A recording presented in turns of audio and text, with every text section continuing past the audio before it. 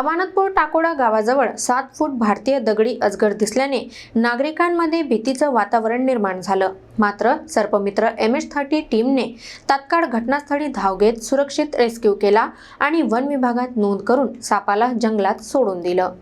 रविवारी दुपारी 2:23 बदलापूर रोडवरील अमानतपूर टाकोडा गावाजवळील विठ्ठल मुरुमकार यांच्या शेतात मोठा साप दिसल्याची माहिती स्थानिकांना मिळाली। जवळच्या रस्त्यावरून जाणाऱ्यांनी हा साप पाहताच घबराट उडाली।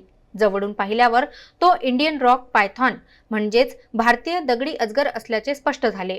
अंदाजे 7 फूट लांबीचा हा अजगर रस्त्यालगत शेतातील झाडीत वेटोळं घालून बसला होता।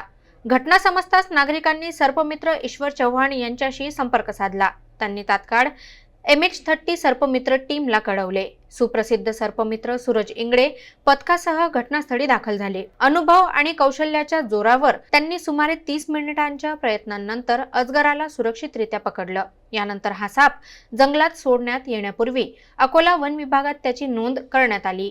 या रेस्क्यूमध्ये अमोल काटरे, प्रदीप चव्हाण, वैभव कोकाटे, सागर गायगुडे आणि योगेश कोकाटे यांनी महत्त्वाची मदत केली। स्थानिक नागरिकांनी सर्पमित्रांच्या या धाडसी कार्याचे कौतुक केले असून अवघड परिस्थितीत सापाचे प्राण वाचविणे हा खऱ्या अर्थाने वन्यजीव संरक्षणाचा आदर्श असल्याचे मत व्यक्त केले।